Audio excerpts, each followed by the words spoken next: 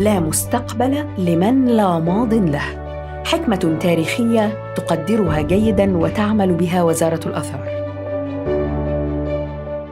ولا يمكن التعامل مع الماضي باعتباره حجراً انتهى عمره الافتراضي، بل باعتباره درساً لا ينتهي. وقد جاء هذا العام 2017 ليكون عام الاكتشافات الأثرية التي تؤكد اهتمام مصر بحضاراتها القديمة بحقبها المتوالية، لنؤكد لأنفسنا قبل العالم أننا نعي أهمية ماضينا ودرس التاريخ الذي يجب أن نستعيده ونستلهمه.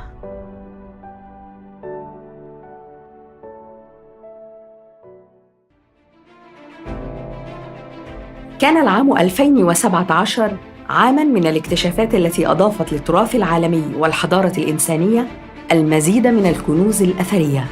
ففي بداية العام في 31 من يناير كشفت بعثة جامعة لوند السويدية عن 12 مقبرة جديدة بمنطقة جبل السلسلة بمحافظة أسوان يرجع تاريخهم للأسرة 18. وفي 6 من مارس اكتشفت البعثة المصرية الألمانية بمنطقة سوق الخميس بالمطرية الرأس والجزء العلوي لتمثال ضخم للملك بسمتيك الأول من الأسرة 26، والجزء العلوي من تمثال للملك سيتي الثاني. بينما اكتشفت البعثة الأثرية الألمانية العاملة في المعبد الجنائزي للملك أمنحتب الثالث بمنطقة كوم الحتان بالبر الغربي بالأقصر تمثالاً من الألاباستر محتفظاً بأجزاء من ألوانه منحوتاً على جانب تمثال ضخم للملك أمنحتب الثالث من المرجح أنه يخص الملكة تي زوجته، وذلك في 22 من مارس. بينما شهد 28 من الشهر نفسه كشف بعثة جامعة خيان الأسبانية عن غرفة دفن كاملة من عصر الأسرة 12، وذلك في منطقة قبة الهوى بغرب مدينة أسوان. وفي 5 من إبريل اكتشفت البعثة الأثرية المصرية العاملة بجنوب هرم سنفرو بدهشور بقايا هرم يعود للأسرة 13، وصندوقاً يحوي بقايا أحشاء آدمية مدون عليها نص يخص إحدى الأميرات. وشهد 18 من أبريل نجاح البعثة المصرية بالبر الغربي بالأقصر في الكشف عن محتويات مقبرة أوسرحات بمنطقة ذراع أبو النجا، والتي تعود للأسرة 18 وتضم مجموعة من المومياوات وتماثيل الأوشابتي والبقايا الأثرية. وفي 3 من مايو شهد المكان نفسه بالأقصر اكتشاف البعثة الأسبانية بقايا حديقة جنائزية من الدولة الوسطى في الفناء المفتوح للمقابر الصخرية.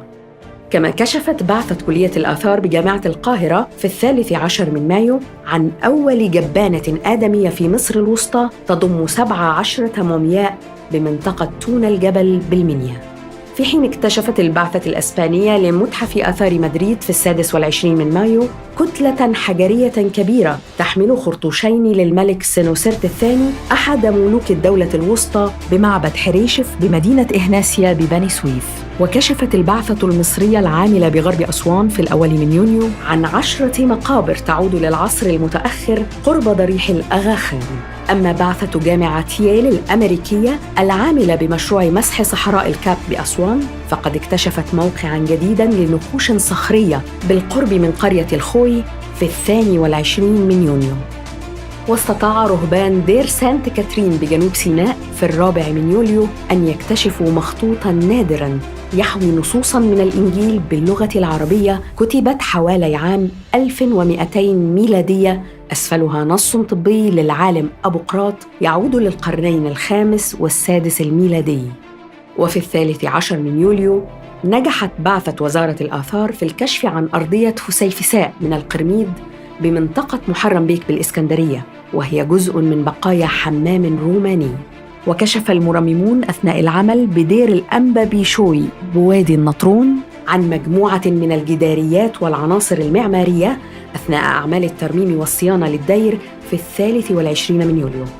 وشهد 15 من أغسطس كشف بعثة وزارة الآثار عن 3 مقابر أثرية بنيت على طراز مقابر الكاتاكومب ترجع للعصور المتأخرة بمنطقة الكمين الصحراوي جنوب غرب مدينة صملوط بمحافظة المنيا. بينما كشفت بعثة وزارة الآثار بمدينة البهنسة بالمنيا في 18 من أغسطس عن مقابر صخرية وأطلال منطقة سكنية مسيحية تعود للقرن الخامس الميلادي. وشهد 23 من الشهر نفسه كشف البعثة الأثرية المصرية العاملة بمنطقة بئر الشغالة بالواحة الداخلة عن 5 مقابر تعود للعصر الروماني. وفي 9 سبتمبر تم الإعلان عن اكتشاف مقبرة أمنمحات صانع الذهب بواسطة البعثة الأثرية المصرية العاملة بمنطقة ذراع أبو النجا بالبر الغربي بالأقصر. واكتشفت البعثة المصرية بإدارة المحاجر والمناجم بأسوان في 3 أكتوبر عدداً من النقوش الصخرية المصورة على كتلة من الحجر الرملي ترجع لأواخر العصر الحجري القديم. كما نجحت البعثة الفرنسية السويسرية من جامعة جنيف في 4 من الشهر نفسه في الكشف عن مجموعة من الآثار شرق هرم الملكة عنخ أس إن بيبي الثانية بسقارة. وتوالت النجاحات في أكتوبر لتكشف البعثة المصرية الألمانية بمنطقة سوق الخميس بالمطرية في 10 منه عن عدد 1920 قطعة من حجر الكوارتزيت تمثل قطعاً من الجزء السفلي لتمثال الملك بسمتيك الأول الذي تم الكشف عنه في مارس الماضي. وفي 15 كشفت البعثة المصرية التشيكية عن بقايا معبد الملك رمسيس الثاني بمنطقة أبو صير. وفي 23 كشفت البعثة المصرية بطريق الكباش عن شاهد قبر لطفلة مسيحية من القرن العاشر. بينما شهد 2 نوفمبر نشر مقال علمي يعلن فيه فريق البحث الدولي الذي يقوم بمسح الهرم الأكبر مشروع سكان بيراميدز عن رصد تجويف ضخم داخل الهرم.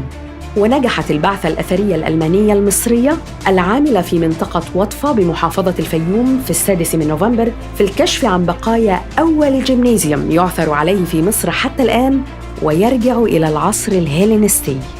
وفي 14 نوفمبر نجحت بعثة وزارة الآثار بالتعاون مع المعهد الأوروبي للآثار البحرية بالميناء الشرقي بالإسكندرية في الكشف عن حطام 3 سفن ورأس تمثال ملكي من الكريستال و3 عملات ذهبية ومركب نذري من الرصاص لأوزوريس ترجع جميعها للعصر الروماني. بينما كشفت البعثة الأثرية المصرية الروسية بموقع دير البنات بالفيوم الجديدة عن تابوت خشبي به مومياء يرجع للعصر اليوناني الروماني، وذلك في 21 نوفمبر. وأبى العام أن يمضي دون أن يشهد شهره الأخير نجاحات أخرى، ففي 9 ديسمبر تم الكشف عن مقبرة جديدة بمنطقة ذراع أبو النجا بالبر الغربي بالأقصر. وأعيد الكشف عن مقبرة أخرى تعود للفترة ما بين عصر الملك أمنحتب الثاني وتحتمس الرابع. 2017 استحق أن يكون عام الاكتشافات بامتياز، ولا تزال الحضارة المصرية تعد بالمزيد في 2018، فكل إضاءة لوجه مصر الحضاري القديم إشارة إلى إمكانية ترميم الذاكرة وإعادة اكتشاف مصر لنفسها وإعادة اكتشاف أبنائها لوجه البلد الذي اخترع للعالم الحضارة منذ 7000 عام.